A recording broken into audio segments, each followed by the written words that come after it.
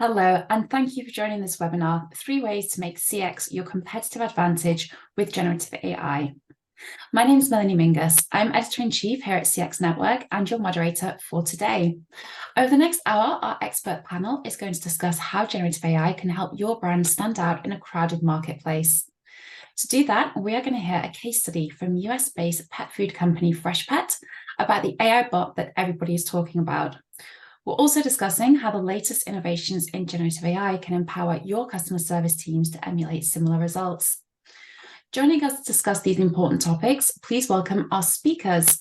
We are joined today by Anna Startseva, Director of Product Marketing for Freshworks. In addition to leading product marketing at Freshworks for the North America region, Anna also leads the firm's AI Customer Council to help businesses of all sizes take advantage of the latest AI technology. We're also joined by Lisa Diehl, the Director of Customer Care for Freshpet. Lisa has more than 35 years of experience in consumer affairs and has held a variety of managerial positions. She's been with Freshpet for less than 2 years, but she is already driving incredible results that we are going to hear about very soon. Before we begin, a few housekeeping notes for the audience. You can also get involved in this session by answering the poll questions that we are kicking off with. You should see that poll on screen soon, and we'll be referencing the results later in the conversation. We're also offering you the opportunity to send your own questions to our speakers, and you can submit those using the Q&A functions that you see at the bottom of your screen. We'll come to as many as we can at the end of the session. Finally, we have some resources for you. Those are hosted in the event lobby, and you can download them at any time during the conversation. For now, let's kick off the session with a question for Lisa. Lisa, when you joined Freshpet, you immediately started to work on diversifying support and contact channels, as well as enhancing self-service. Tell us why you chose that project first and what you were setting out to achieve. Great, thanks, Melanie. When I joined Freshpet 18 months ago, we had some untapped channels, within our suite of tools, and we use Amplify. And so as I looked at our current processes, I knew we were not meeting our pet parents, within the channels of their choice. They needed to be top priority in laying out a new infrastructure, within consumer care. And as I looked at the resources and the tools that we had available, I began to prioritize which ones I thought would make the biggest impact to not only diversifying support and contact channels, but also making things easier with less heads by launching some new self-service options. Excellent. The difference in contact preferences between generations is well documented, but in reality, how do younger generations want to interact with brands? Do they want that all bells and whistles, VR-enabled retail experience, or do they want something simple, just like quick and effective self-service? I think, Melanie, from my perspective, I think the younger generation, they want self-service, with an opportunity to interact with the human, in more traditional channels. In my world, when a pet parent has a sick pet or they just got a new puppy and they're so excited, but they're confused on how to feed, they don't want AI. They want to be able to talk to an experienced, listen, you have an empathetic ear to help with their questions and usually to help lower those stress levels. And so I think, having effective self-service really works for, the low-hanging fruit, the really easy questions. But some of those other questions, I think people still, no matter what their age, still want to have that human touch, the human interaction. Okay, interesting. Anna, you are an authority on all things artificial intelligence, so I'm keen to bring you into the conversation now. What is your take on this? Yeah, thanks so much. I think that across different industries, what we're seeing is that customers of all ages, shapes, and sizes are looking for a situation where they can bring in AI to deal with some of the easier, higher volume questions, right? So maybe in Freshpet situations, it's things like, is something in stock? Or I don't know, some of the questions that come up pretty often. But yes, in situations where folks are looking for empathy, in my case, I don't have pets, but I do a lot of e-commerce, and sometimes I really want to complain or tell people what's going wrong for me. So in those cases, I would love to get an opportunity to still get on the phone with someone and actually have that one-on-one conversation. So in those cases where customers are looking for empathy, are really looking for human type support, there is definitely a use case for keeping a live support agent to have that empathetic conversation. But when you're thinking about the use cases that you can then automate with AI, right? So all these high volume questions that come up very often, what does that do for your agents? Well, it gives them an opportunity to really focus on those high value cases where their empathy and their support is needed, and to really help those customers get an amazing experience. So AI is kind of a win-win in many situations where you're, trying to automate high volume, but also create these high touch, empathetic experiences for your customers. Okay, interesting. So I guess that's kind of from the organizational perspective, but if we draw on your experience of AI in CX, Anna, how do customers react when they interact with an AI versus a human agent? Yeah, I think research actually shows, I was just in an event at CCW event in Nashville, and there was a great researcher there sharing their insights about how folks interact with AI. And what she found through a lot of her research is that people now understand that they're being helped and serviced by a chatbot. And then the expectation is different. They know this is not the place to ask long questions, to go into details. This is a place to get quick support. And people are on board with that. What they want from an AI experience is a quick and easy answer to their question. That's what they're coming in for with AI. So as long as they have those expectations, and those expectations are being served by your great AI, that's what can create a win-win situation for everyone. So folks are definitely becoming more discerning of the type of experience they're getting, and it's an opportunity for customer service to kind of fill in with those expectations. Definitely, yeah, but it's all about knowing where you're going and knowing what those expectations are. Just a quick note for our audience, our poll question is live at the moment, and that question is, where does your customer service organization find itself on its AI journey? Do take the time to answer that, and we'll be coming to the results later in the session. This session obviously is called How Generative AI Can Make CX Your Brand's Competitive Advantage. And most of us have heard of Scout, the Freshpet chatbot. So Lisa, let's hear about Scout. Oh, Scout, I love Scout. He's just got such a personality. As you mentioned, Melanie, he is he sits on our Freshpet website. He is active both on our main website along with on our mobile site. Scout Social, as we call him, or Scout Junior, also lives within our social sites such as Facebook and Instagram. Scout fetches and retrieves answers, easy, like Anna was mentioning, some of the low-hanging fruit. What are some of the questions that Scout is able to answer? Where can I find your product? Where can I freeze your product? Can I microwave your product? All of those types of things that don't necessarily need to have an agent interaction. People want to come in, they want to get their answers very quickly, and they want to leave. And so Scout finds the answers. He fetches and retrieves, within our knowledge base, and we do use the same knowledge base for both Scout and our agents. We have built out an agent facing side of it as well as a consumer facing side to make it easier, so Scout knows where to go and get the information. And what we call it, training the puppy, which we're continually doing. If Scout does not get the questions right the first time, we're monitoring the types of questions and building out those responses so that Scout gets it right the next time, that question is answered. So continually learning, which is part of the AI, and it's just fun when we can call it training the puppy.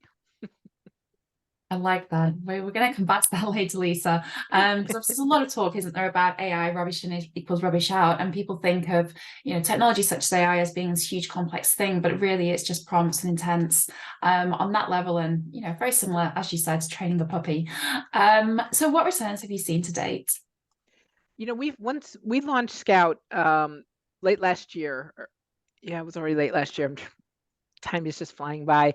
We found that Scout provides, really accurate real-time responses to about 97% of our consumer inquiries, received on our website. And so we're continually watching what that match rate looks like. And this is without requiring any input from my consumer care team. A substantial portion of that consumer inquiries were efficiently addressed by Scout. We also saw a 39% reduction in the number of calls my consumer care agents needed to handle. Again, with what we're calling, handling that low-hanging fruit, this allows the consumer care team to focus on addressing more high priority consumer, issues that require a human touch.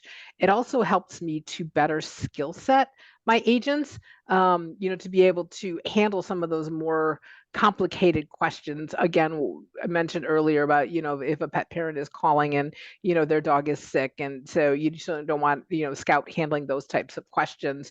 And also with our reduced call volume, we saw a 29% decrease in waiting times, for our pet parents requiring assistance from live consumer care agents. And so, having Scout there really does offset quite a bit of our volume. And again, I'm working with my teams for that little bit of higher escalation, and being able to help the agents feel more, helpful, I guess, is the best word to put it, because they're not answering those same mundane questions over and over, and they're actually having conversations with our pet parents. They're working to a purpose as well. They're doing work that actually matters to themselves and to those pet parents. So Lisa, Scout isn't the only AI in your service and contact suite. So how else is artificial intelligence being used across channels? So we also utilize, Amplify Social Marketing Cloud, and this helps us monitor and respond to all of our social media pages from one location. As I mentioned, we also launched Scout Social to help with responding to some of the low-hanging fruit inquiries, like coupon requests within our direct messaging right on Facebook and Instagram. So, there are things that we're using AI technology so that, again, some of those mundane tasks, I'm taking away from the agents, but using it more for, I'm sorry, my dog is barking in the background. Perfect to Freshpet here. It's really helping, to reskill some of that opportunity. Okay, Anna, according to Gartner, generative AI, along with digital customer service and conversational user interfaces, are the three technologies that are set to transform customer service and support by 2028. Oh. Is there So if we look more broadly now at the connectivity, sorry, did we have a connectivity issue? I think there's a bit of connectivity, maybe on your side. Could you repeat the question, please? I will, sorry about that. So Gartner's outlook for generative AI and other things. Gartner says that generative AI, digital customer service, and conversational user interfaces are the three technologies that will transform customer service and support by 2028. If we look more broadly at the contact center industry now, how do you see AI technologies improving productivity? And does the Gartner outlook align with what you're seeing? Yeah, absolutely. I think the Gartner outlook aligns perfectly with what we're seeing out there in the field. A lot of the prospects and customers nowadays are understanding that they need to support a variety of channels, and that tickets are not, it's not necessarily to create a ticket for each one of these issues. So if you're looking at L0, L1 types of inquiries that are kind of easy to solve questions that can be automated, there's a great opportunity to do that. And usually people reach out for that type of support on one of the social channels, or SMS, or like on a web chat type of a solution. So it also helps the customer service center, quite honestly, because if you're thinking of the time it takes to answer a phone call or respond to an email versus the time it takes to even do a quick live chat, or have AI take on that job for you altogether, it does remove a lot of costs, as well as increase the productivity on the agent side. So definitely conversational experiences. Customers want to converse across channels. Like Lisa said, they support social channels. I think that's amazing for any type of customer service that's doing B2C. That's great. We see a lot of that across B2C, as well as some of the B2B side. Like a lot of the SaaS companies like ourselves are using a variety of channels to communicate with our customers as well. So definitely conversational.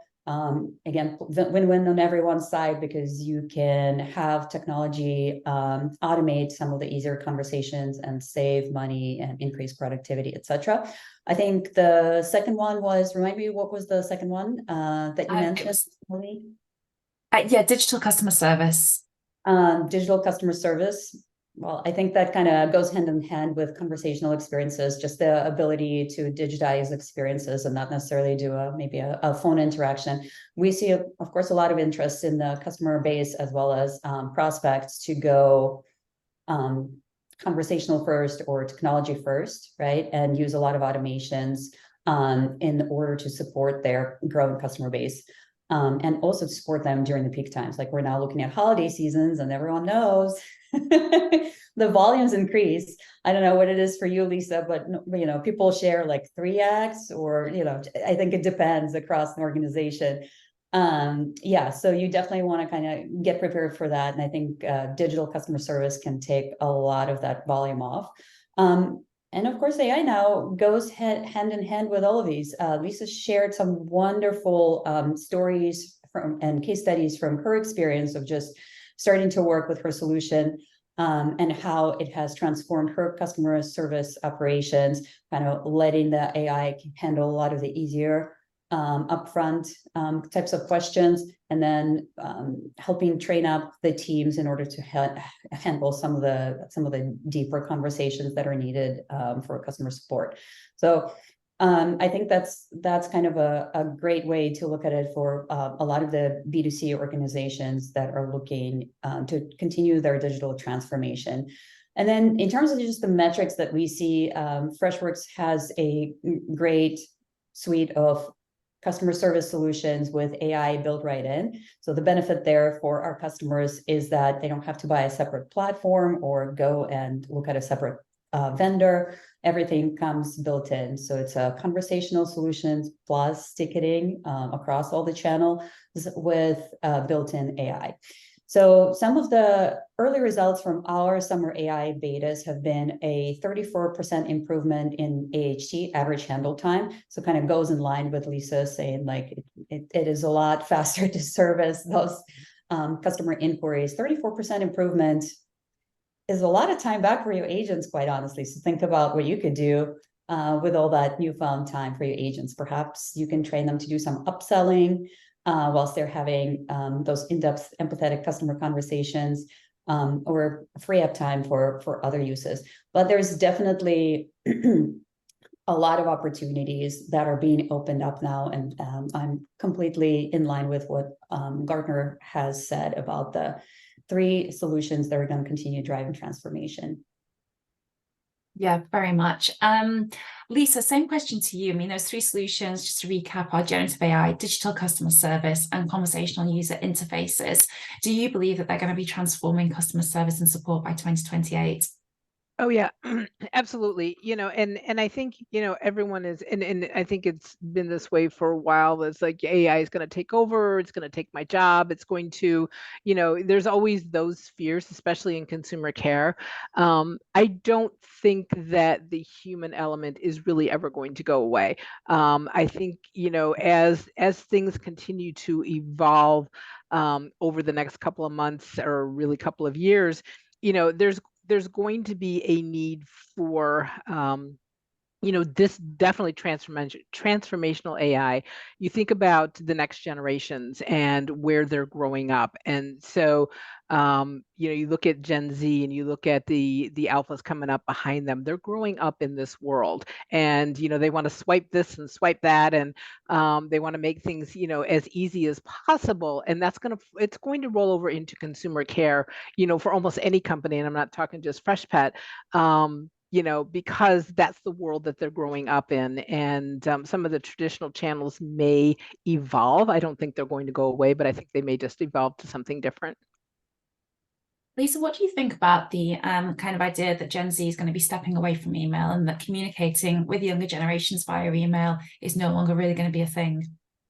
Yeah, I mean, I think we're already seeing it today. When I look at our volume and I look at where, the channels of it, at least, the Freshpet pet parents, email is really turning into one of our lower volumes. And other than if you want to go to our contact us form on our website, there really isn't a way to communicate via email.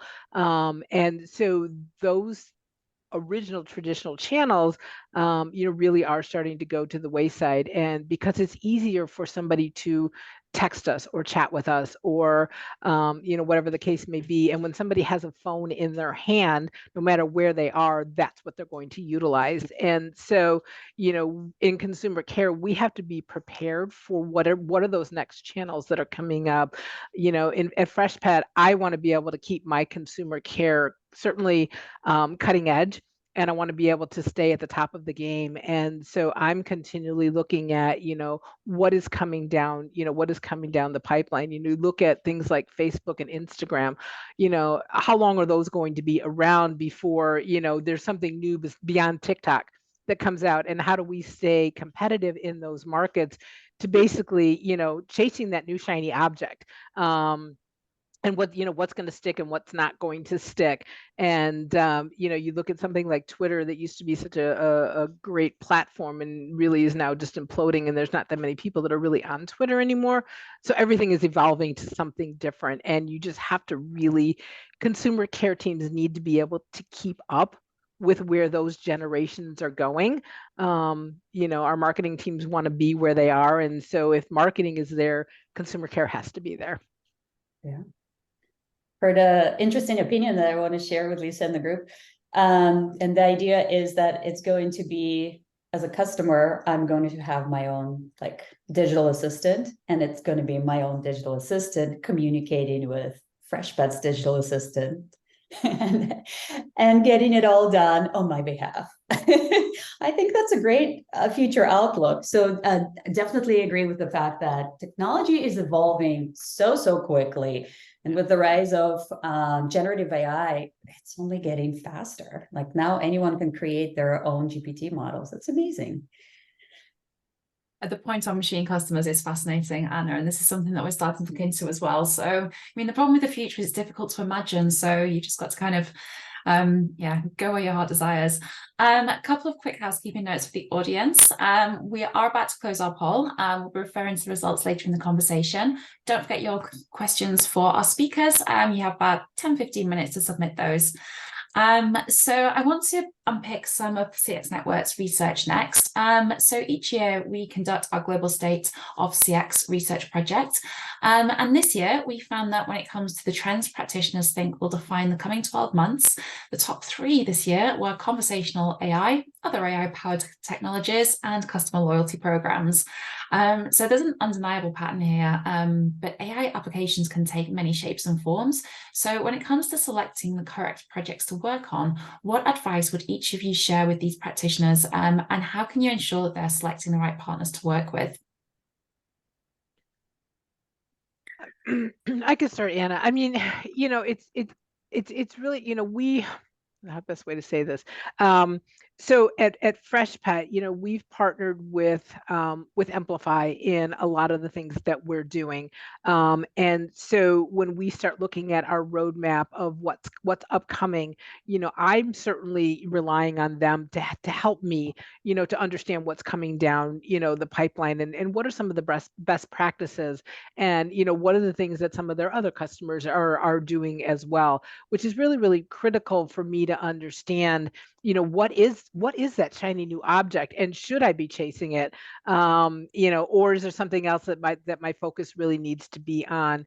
And so I look at all of the technology that I have in place today, as I've built a really firm, I think, infrastructure within consumer care, and now I want to kind of build my house. And so what does that look like, and what does each room of the house look like on the digital side, on some of the traditional channel side, and also looking at the way that my agents begin to interact, and how do I skill set, and how do I train for all of this different technology that's coming. So there's a lot of challenges that I think are upcoming, for leaders in consumer care, and really understanding, Melanie, kind of what you were saying is, how do you partner with the right people? How do you look at what makes sense for your company? How do you stay within the strategic goals that your company has?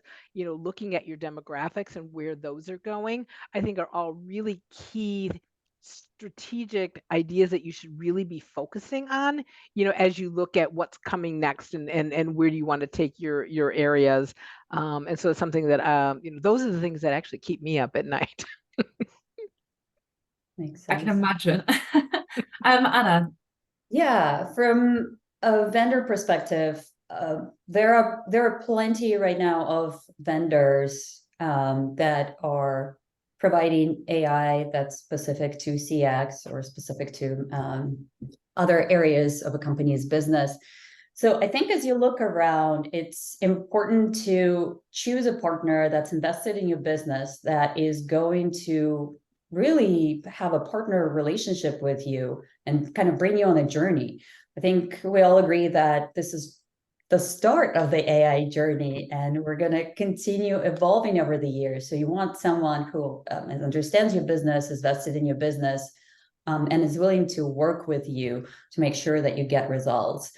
And with that, when picking a provider, make sure it's someone with whom you see a strong innovation roadmap that aligns with your business OKRs, right? So to make sure they're going to be innovating for you in the future, make sure you're comfortable with the technology, with the privacy and the security aspect of it, right? So we work with a lot of customers that are, for instance, in the financial space or healthcare space, et cetera, where data privacy is an important consideration.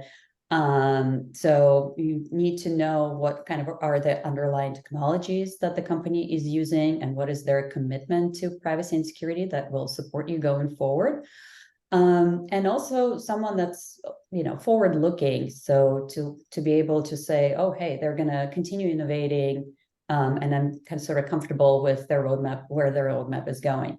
So specifically, when I'm thinking about where customers tend to start, or where I've seen customers being comfortable starting, usually when they bring in the AI, a lot of it is for some of the internal use cases, right? So for example, in our case with Freshworks, we have Freddy Copilot, which is meant as an assistant for your agents or your admins. And the things that they can do with it are summarizations of emails, or summarizations of kind of full-on cases that go back and forth. Because as you think about the flows and what's taking your agent time, a lot of it is just doing admin work, right? That could be automated perhaps.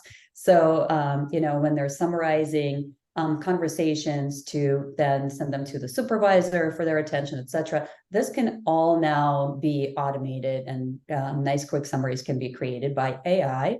Emails can be created by AI.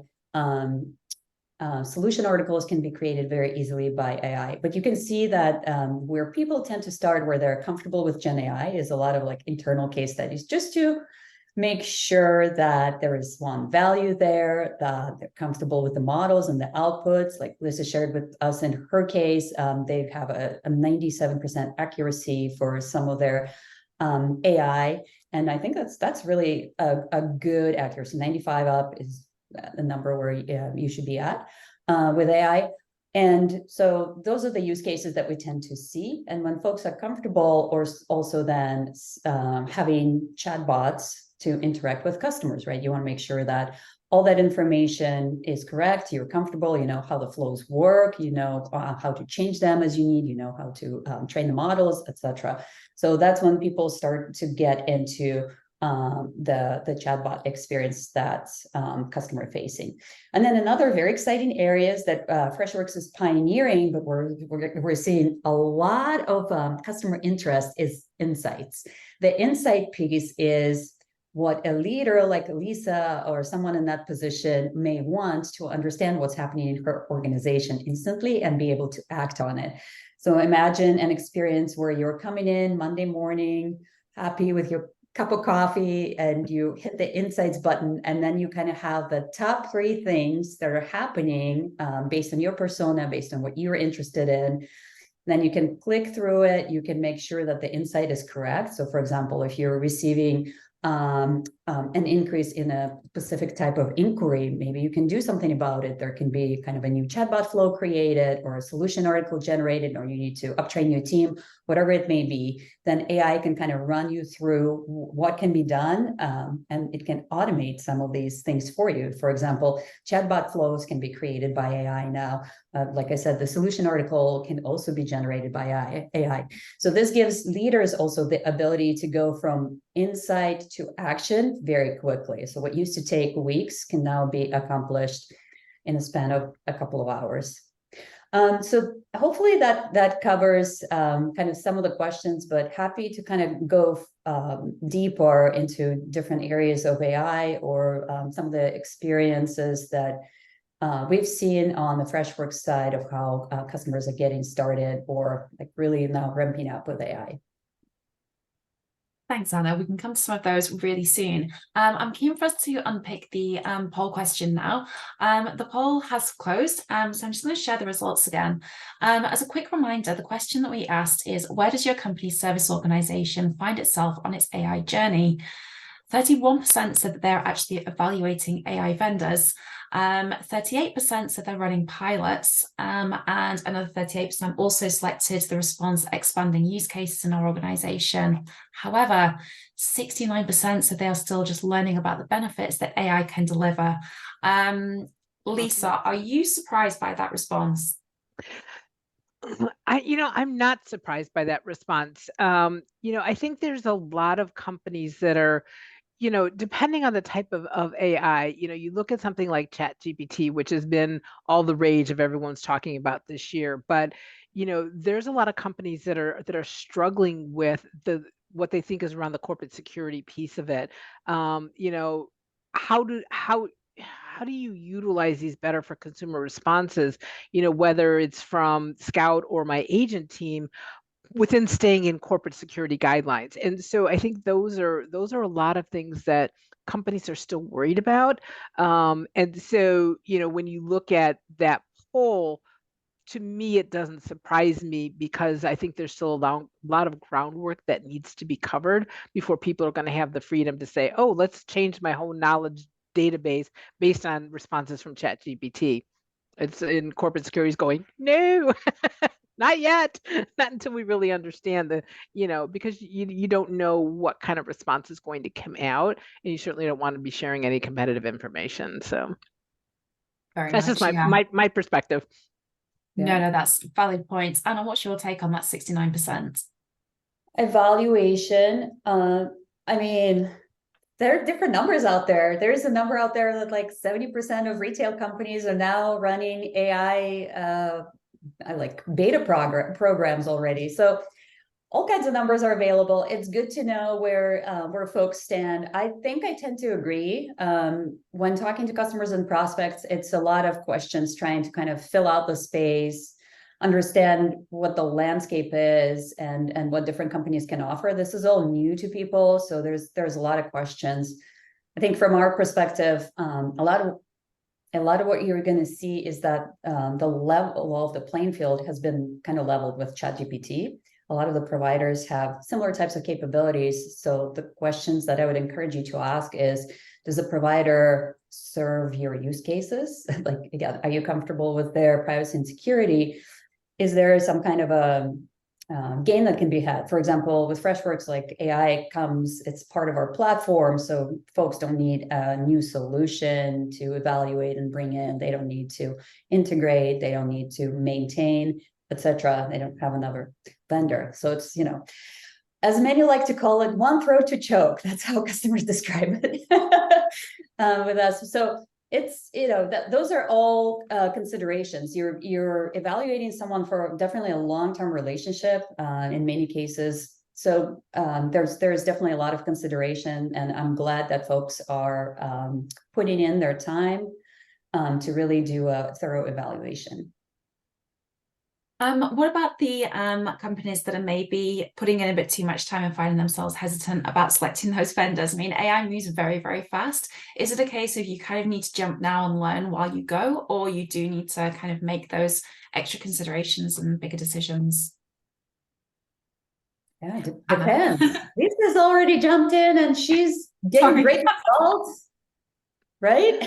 Yeah, no, I did. I saw the needs, and I knew I knew where I needed to go to get to where I needed to get to quickly, if that's a good way to say it. And so, I think if you hesitate too long, what you're focusing on is already behind you, right? You need to be stay ahead of the game and really understand what's coming. And when you look for a partner, kind of what Anna had said earlier, is making sure that they understand and they're working with you on the innovations. What's coming next, what should you be preparing for, and not necessarily focusing on one thing, because if you focus too long, that's already gone history, because AI and technology is moving so quickly. Trying to keep up with everything can sometimes be a real challenge, and you just don't want to take too long in making those decisions. Yeah, but you got to be clear about the KPIs you're trying to achieve. Don't just bring in AI or any technology because it sounds cool and Gartner says that, right? So in the case of AI, it's really about kind of the fastest ones, like productivity, right? That's probably the biggest benefit that we're seeing with the use cases that we do, the ability to get great insights, and also some of the ways that you can automate without necessarily increasing your agent count, right? One area I was going to cover, oh gosh, I forgot, because I'm now looking at the Q&As and I'm starting to think in that direction as well. We'll be coming to those in one moment. Yeah, it will come back to me, but oh yes, thank you. I got it. I got my thought back.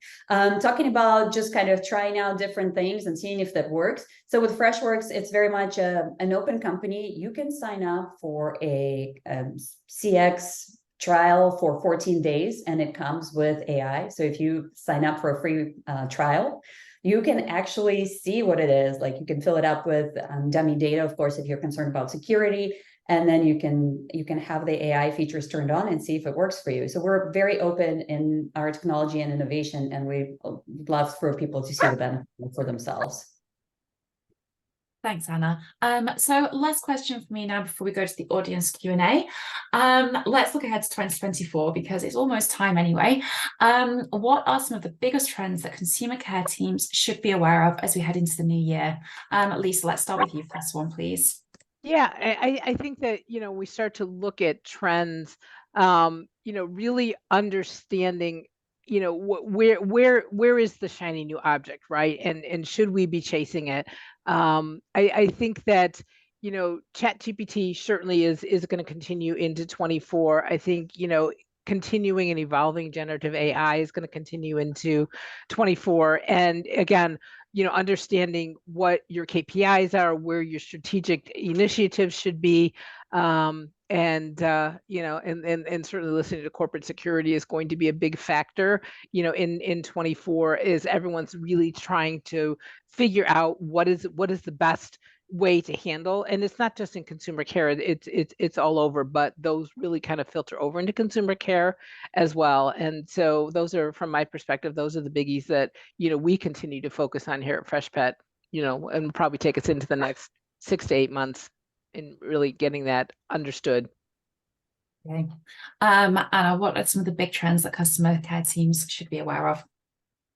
Yeah, I think, of course, AI is a big one. We've discussed it for a while now. I think there's to be aware of, and something that I hear a lot, but I would love to give a great case study. I'm on a hunt for that. Is going from care to sale.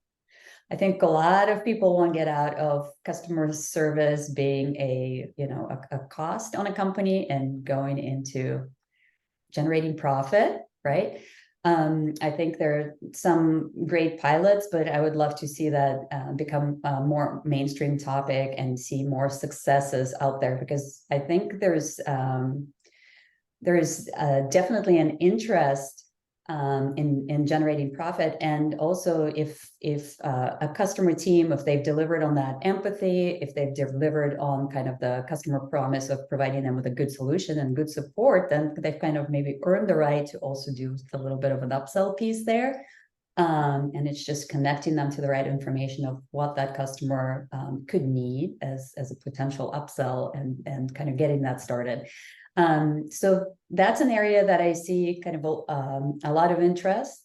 Another good area is customer voice, using customer care interactions to feed into the customer voice agenda for your organization. I think there's a lot of information that customers share during their support interactions, and just to make sure that we also mine that data to create better brands, better experiences, better marketing for our organizations overall. Excellent. Thank you for the input, both of you. It's been fantastic hearing your responses to all these questions. We're going to cover a couple more now before we wrap up. And the first audience question that we're going to answer is, what are the emerging new skill sets for agents? And is there an AI tool to measure specific agent skill gaps? I'll leave this open so everyone wants to take it first. Oh, go ahead. Go ahead. Go ahead. I mean, I think from my perspective, it's, and I always use this phrase is hire the heart and train the brain, right? Because you're really wanting to look at, the AI piece of it, is easily trainable, but when it comes to, and in particular with Freshpet, I'm looking for skill sets of empathy and, really people that are having heart, people that, really understand what it's like to be a pet parent and have a dog or a cat. And so, those are things that are not necessarily trainable. And so when I'm looking at what are those skill sets, when I'm looking for new agents, I'm particularly looking for hiring the heart. I can train everything else. And so I think it really becomes, where AI is going to come in. That's kind of the train the brain kind of piece of it, but your human element is still going to be hire the heart. Okay. Anna. Yeah, from the technology perspective, there are definitely emerging tools. So with Freshworks specifically, our Freddy AI is able to provide suggestions to every single conversation that an agent is having with a customer. So there can be a score that's provided by AI that kind of gives you an idea of how you opened, how you supported, and how you closed, and what could be done better. So this is something that is specific for an agent that they can see as they close out of the conversation with a customer. And then for the leader side, there would be kind of more of a higher level dashboard of what these conversations amounted to, what are the opportunities for additional training, what are agents doing well. So kind of a higher level perspective from those ongoing conversations. So yeah, there are definitely new solutions emerging with AI that could help train up your agents in the moment. Okay. So the next question from the audience reads, one area we have struggled with is getting the tone of voice right when deploying virtual assistants to customer channels. What are your thoughts on the right approach to get this right?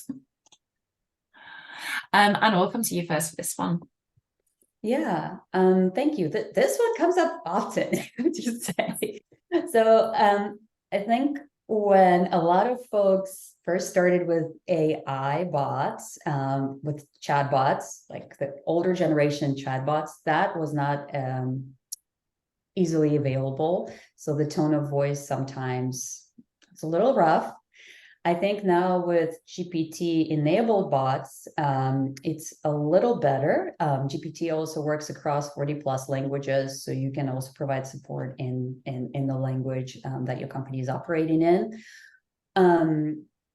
So the tone of voice is getting better. It's about what you feed to train your model, right? So they're definitely delivering better on the tone of voice. What we're also providing for our customers is, I think there's like a friendly tone, a professional tone, and some other tones. So for instance, within our company, because we hear this quite often, there are ways to set up a tone for your organization whilst you're setting up AI so that it can be, it can kind of embody your what you want for your agents to be. But yeah, definitely a question that I've heard before. Thank you for answering it again. Lisa, how did you get the tone right? You know, when we developed Scout, you know, I worked very closely with our marketing team, and really getting their buy-in, because we wanted to make sure that, you know, Scout was certainly, you know, had some of our brand voice, and you know, really, really critical. And so, you know, when I work with our marketing team, specifically our digital marketing team, you know, it's how they respond, you know, sometimes out in social. You know, we want to be playful, but we want to be, you know, making sure that you know, we have, you know, the accurate, which is why we kind of, you know, using the puppy theme, and, you know, he fetches and he retrieves. And so, you know, really trying to keep our brand voice really helps in developing, you know, the tone of voice. And so, you know, I would really highly suggest working with your marketing teams. What is it that you want to communicate? What is it you want to sound like? And then the answers that you create continue to have that brand voice. So, you know, there are things that are more serious in nature, and we have some trigger words that, you know, Scout will just stop and say, okay, I can't really help with that one. Let me send you to an agent, because we know that the consumer is upset, or, you know, their dog is sick, or whatever the case may be. But some of the easier questions, we can certainly have some playful answers. And so really stick with brand voice, and you'll be successful. You may even end up with a chatbot that has a personality like yours. Well, thank you to both our speakers and to the audience for submitting those questions. Before we wrap up, what are your final thoughts on the topic of how to make generative AI your competitive advantage in CX? Lisa, you've had huge experience and some incredible success in a very short time in a new role. I think your story today will inspire a lot of people. I don't think a lot of people have been in your position or seen those kinds of results, but I think it will be inspiring. So what's your final thought for those people who are watching us today? You know, I think a lot of it is really do your homework, really do your research, and understand, you know, where is it you want to take your consumer care area? Where do you want to see CX? What are the things that you're trying to accomplish? You know, are you trying to accomplish more? Let's reduce some call time. Let's reduce agent heads. Let's reduce, you know, all of those things. And one of the things that I really learned along the way over the past couple of years is, you know, really, you know, be in the channel that your consumers are. Don't force them down your channel. And so I think that really makes a big difference when you start to look at, you know, what are your capabilities? What are the things that you want to look at when you're looking at, you know, your brand and your brand voice? And so that's really where I started to focus in bringing things in the way that I brought things in, so that, you know, we're making sure that we're there for our pet parents no matter where they are. We want to meet them there. And so that's been kind of, you know, my guiding light, you know. And then as I look to 24 and 25, you know, where does that guiding light take me? So Excellent. Anna, you've got a huge amount of experience on a topic that, as we've seen today, a lot of CX practitioners are still trying to get their heads around. We've also seen that CX has got a lot of challenges at present, and practitioners are overwhelmed with the pace of change and everything else that's going on. So when it comes to AI in CX, what are your takeaway thoughts? Yeah, so start small. Look, we don't have to solve for world peace right away. So start small, do a pilot. Take some of the AI solutions for a test run, right? Make sure that they're delivering on your expectations, and then you can expand your use cases and the things you solve for over time, once you've proven initial success. So that would be, we don't have to like climb Mount Everest right away. So just take it easy, break it to pieces. If you're looking to move some of the channel volume, if that's your initial stage, start there, figure out what is the right solution, and go with that. I think also in terms of kind of your customer support stack, over the years, I think a lot of folks have brought in kind of a new point solution for a specific channel, and a new point solution for managing your, customer voice, and a new solution for managing, AI. So I'm biased. At Freshworks, we deliver an all-in-one solution. You have your omni-channel. You want to do conversational and ticketing together, you can do that. AI comes built in, so you don't have to spend too many cycles on figuring out what are your individual support solutions and how you can kind of put them all together in the way that works for you, and instead can figure out, what are your next steps, how do you solve the problems today, delivering to your customers, and continue ramping up and transforming your CX. Thanks, both of you. Thank you to the audience as well for participating and for watching today. Don't forget, you can still download the materials that are available in Event Lobby. A huge thank you to both our speakers. I think the insights that you've shared today have been absolutely outstanding. I'm sure the audience have really enjoyed hearing what you have to say. Great. Thanks, everyone. Have a wonderful rest of your day. Thank you, everyone. Thanks. Bye.